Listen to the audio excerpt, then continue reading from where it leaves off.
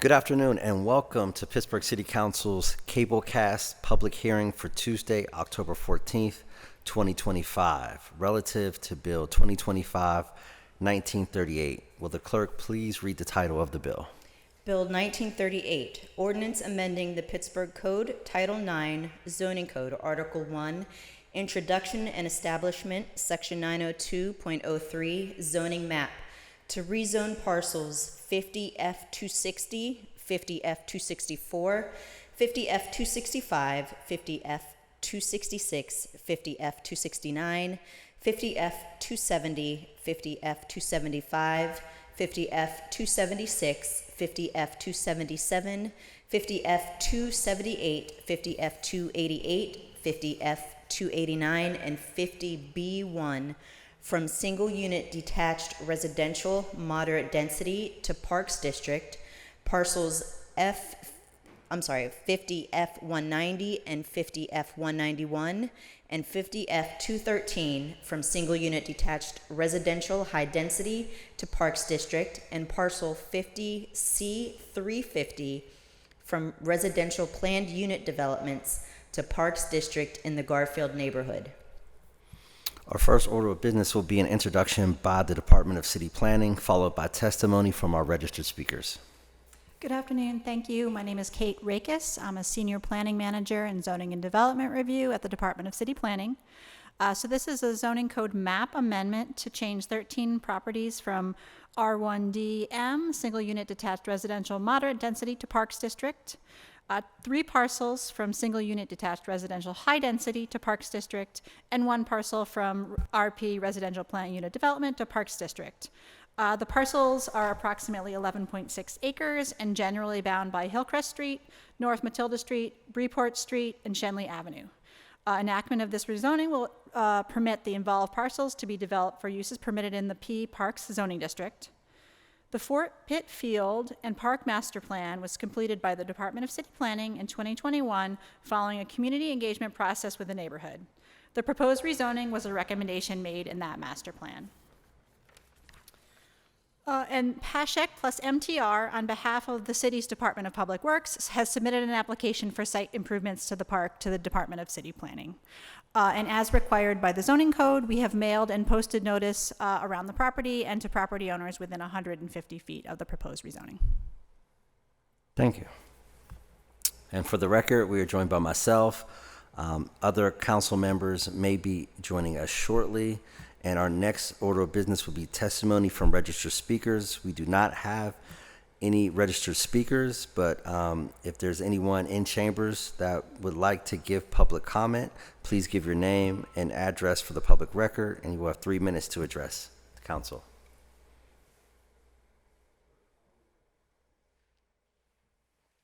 Okay. We do. Hello, and thank you, Councilman Mosley, for chairing this meeting of the Committee of Council. This particular proposal is something that the community has been working on in Garfield for the past 7 years.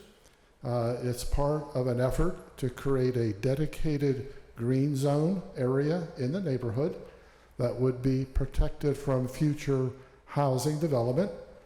We've had a lot of housing development going on in Garfield in recent years, so we're not looking to shelve housing development altogether, but this is a part of the neighborhood in close proximity to Fort Pitt Ball Field that we think would be very much benefited by preserving these lots as permanent green space.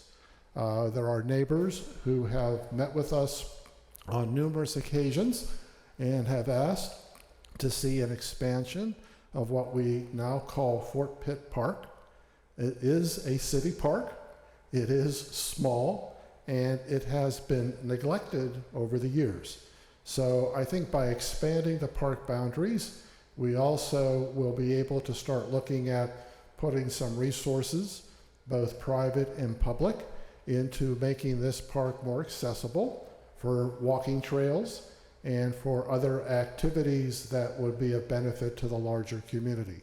So without further elaboration, just want to say that the Bloomfield Garfield Corporation, for whom I work, my name is Rick Swartz with the Bloomfield Garfield Corporation, that we're completely in support of this proposal. Thank you. Thank you. Is there anyone else in chambers that would like to provide testimony?